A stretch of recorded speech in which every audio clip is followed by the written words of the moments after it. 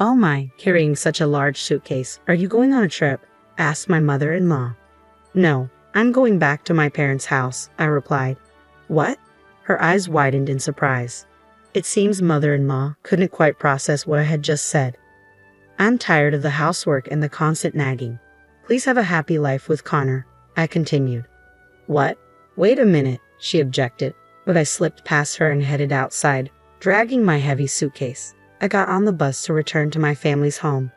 "My name is Cecilia. I married Connor 4 years ago, and now he runs a one-bedroom apartment where we live together," I reflected. "The apartment we rent is moderately high-end, costing $2,000 a month, something Connor can't afford on his own," I admitted. "The reason we can live in such a luxurious apartment is solely due to my workload and salary. I'm somewhat embarrassed to say it, but I'm an ambitious career woman working in sales for a large corporation. Working from morning till night, starting early and working late is the norm for me," I explained. Sacrificing my private life to stay on top in sales, I started living in this apartment because I wanted to enjoy a lavish lifestyle, at least while I'm home. But my luxurious and peaceful days are beginning to slip away, I confessed. The cause of this disturbance is mother-in-law, who has recently become a permanent guest in our apartment. I sometimes ask Connor to do the housework since I'm busy with my job, but instead of doing it himself, he calls mother-in-law and unloads the work on her, I lamented. Mother-in-law, being mother-in-law, willingly comes over and does all the housework, so Connor's domestic skills never improve. Initially visiting our apartment twice a week, she now seems to live in our place. If it were just housework, I might have simply been grateful and not complained, I added. What's been bothering me is mother-in-law's excessive interference. Why doesn't Cecilia quit her job after all this time? I can't possibly tell her it's because Connor's earnings are insufficient, so I reply with a shallow "I'm sorry." She even adds comments like, "A good wife bears children early on," which continue to trouble me. I continued. Certainly, I couldn't say that Connor was cooperative. His old-fashioned remarks, even anachronistic at times, were draining me, especially after long hours at work. Finally, he started to say things like, "You fold the clothes wrong," or "Using the dishwasher is not good." I couldn't help but wish he would leave if he continued to complain, I admitted. Of course, I wasn't just silently putting up with this. I talked to Connor about it, but he wouldn't take me seriously. At first, he seemed to be listening to me sincerely, but in the end, he always sided with his mother, saying, "But Mom is right."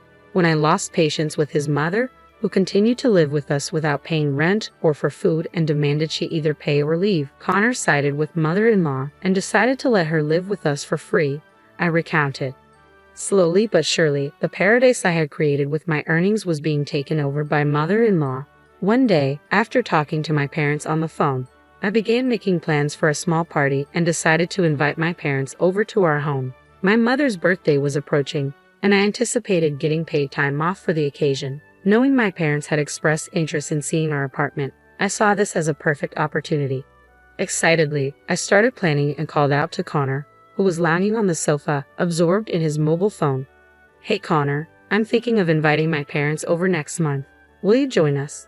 I asked hopefully. Connor and my parents had only met once during our marriage meeting, and they hadn't interacted much. I hoped the dinner party would be pleasant, and I even considered inviting mother-in-law if she was available. "What? There's no way we're letting your poorly dressed parents into this apartment," Connor snapped back. "Excuse me, how can you say that?" I yelled, shocked by his comment. Connor put down his phone, plugged his ears, and glared at me. "But it's true. They were wearing cheap clothes when we went for the marriage meeting," he defended. Struggling to contain my anger, my fists clenched. I was accustomed to harsh words directed at me, but I couldn't stand my parents being insulted. My anger simmered, and I had to calm myself before speaking. "I don't want to say this, but your mother-in-law is no different from my mother. What's so poor about my parents? Are your parents big corporate bosses or something?" Of course, that wasn't the case. His father was a salaried worker, and his mother was a homemaker from an ordinary family. Still, Connor scowled, clearly annoyed by my words.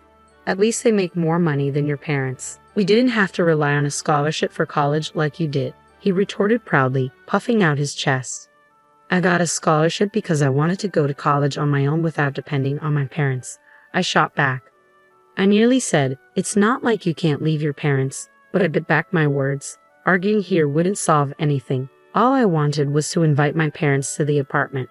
We won't live together forever. I'm just asking if I can invite them for one day, maybe half a day. That's why I'm saying no. If you can't accept it, then leave this apartment. What? Why are you talking about me leaving? If you can't obey me, I don't need you. I don't even want to live with you. Connor spat out with bitterness, and something inside me snapped. Fine, if that's what you want, I'll leave. But once I'm gone, I won't be paying the rent here, okay? Can you afford to live on your own, Connor? Worried about money? My mom's a homemaker, but she makes good money. $2,000 in rent is nothing to her. I thought Connor was just venting, but it turned out he planned to rely on his mother's income. I was more stunned than angry. I couldn't comprehend Connor's dependent mindset. Why did I marry this man?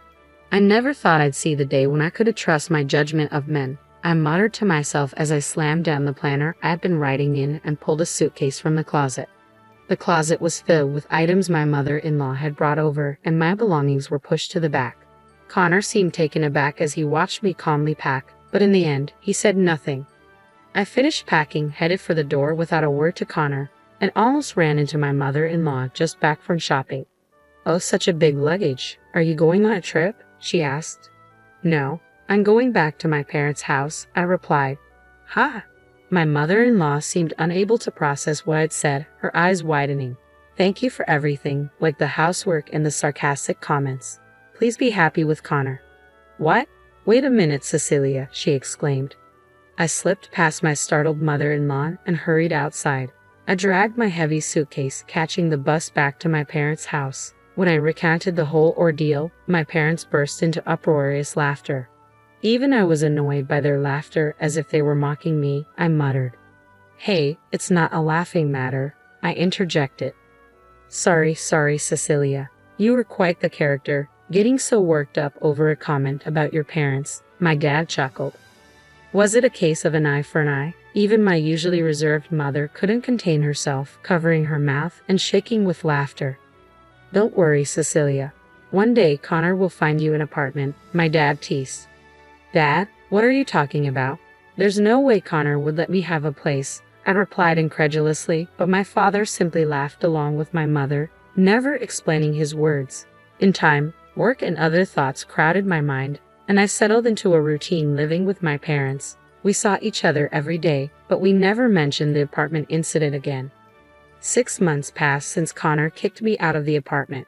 Exhausted from early morning commutes and late night overtime, I found myself leading a lazy life, sleeping through the day on my days off. Unexpectedly, my parents approached me one day while I was still half asleep. "Hey, finally awake. We're thinking of visiting the apartment where Connor lives. Want to join us?" my father asked. Still groggy, I couldn't quite grasp what my father was saying and tilted my head in confusion. Seeing me standing there lost in thought, my mother lost her patience and gave me a forceful push from behind. "Come on, get dressed quickly. Put on something really nice," she encouraged. Following her lead, I put on a dress. I had never worn it before. It was a high-end brand, quite expensive, gifted by my parents for my birthday, so I had never felt the inclination to wear it and kept it tucked away. Upon closer inspection, I noticed both my mother and father were also dressed in high-end clothes they wouldn't typically wear. It seemed as though they were subtly flaunting their earnings. Before I knew it, we were standing in front of the apartment building where Connor had lived. I half expected to be turned away at the auto-locked entrance, but that worry was unnecessary. The person we were looking for was right there in the entrance, looking dumbfounded. Connor and his mother-in-law stood surrounded by a large amount of luggage, frozen in place. Hey, Cecilia, what's going on? We've been kicked out of our apartment," Connor exclaimed, his face a mix of confusion and embarrassment. "Kicked out? Did you not pay the rent?" I asked, thinking it was an obvious question, but Connor looked away shamefaced. "I paid it. I even went into debt to make the payment," he admitted quietly. I was utterly dumbfounded by Connor's confession. As I suspected, the claim that mother-in-law was earning money was a lie. Yet they had kept up the pretense of living in a luxury apartment, even going into debt for it. If it were me, I would have moved out long ago. "Why were you kicked out? Did you cause any trouble or something?" I pressed further, but Connor shook his head, clearly clueless. Mother-in-law, who had been silently listening, also seemed at a loss, her gaze fixed on the luggage in the entrance. The awkward silence was broken by my father's sudden laughter, echoing through the entrance. My mother, elegantly covering her mouth, joined in. "What's so funny, Dad?" I asked, puzzled. "No, I'm sorry, it's just amazing. Connor, we'll give you another room if you don't want to use this one. We can arrange for a new one," my father chuckled. What? What are you talking about?" Connor's voice rose in confusion, mirroring mine. Mother-in-law, like me, appeared bewildered, her gaze wandering between us. "Didn't you know? This apartment has been owned by our company for the past 3 months," I explained, my voice tinged with disbelief. Mother-in-law's mouth fell open in astonishment, unable to comprehend. It was an understandable reaction. I hadn't disclosed to Connor that my father was the president of a real estate agency, and more importantly, that my mother held a similar role as president of a subsidiary within my father's company. Together, they formed a successful entrepreneurial couple. Perhaps I inherited their entrepreneurial genes, considering my exceptional talent in sales. Connor had likely misunderstood my family's financial status based on the clothes we wore during our first meeting and the fact that I attended college on a scholarship. However, that assumption was mistaken. Connor's frustration turned towards me. "Why didn't you tell me Cecilia's dad is the company's president? If I had known, I would have." "And what if you had known? Just so you know, I'm not living here on my parents' dime, unlike you, who's always relying on mother-in-law," I interrupted sharply. Surprisingly, it wasn't Connor, but my mother-in-law who quickly grasped the reality of the situation. Perhaps she assessed the hierarchy by observing my mother's high-end clothing. Suddenly, she seemed to gauge my parents' mood before speaking tentatively. I sold the house because Connor said to move here. If we're kicked out, we'll have nowhere to live." Mother-in-law glanced at my parents' stoic faces, but neither of them cracked a smile. It was unnerving even for me, their actual daughter, to see their serious demeanor. My mother softened her expression, trying to reassure mother-in-law gently. "You've been behind on rent for over 3 months, haven't you? We've sent reminders and made many calls, but received no response. We've had to proceed with eviction." I glanced at Connor, wondering if he truly was behind on rent. He quickly looked away, signaling he could only manage to pay his debts for the first 3 months. Mother-in-law appeared equally uncomfortable, visibly unsettled by my mother's scolding. "Can't you do something about it? Please, you're the company's president," mother-in-law pleaded with my parents. However, my father firmly pushed her away. "I am the president, and I've decided on the eviction. You must comply. Trying to live well without paying rent? Isn't that too selfish?" my mother added, tone unyielding. Cornered by my parents' sternness, mother-in-law turned to Connor for support, but he remained motionless, as though he was abandoning her, unwilling to get involved. Anger surged within me again at his indifferent behavior. "I've thought about it for 6 months. I can't reconcile with you, Connor. Let's get a divorce." "What? Wait, divorce?" Connor stammered, visibly flustered.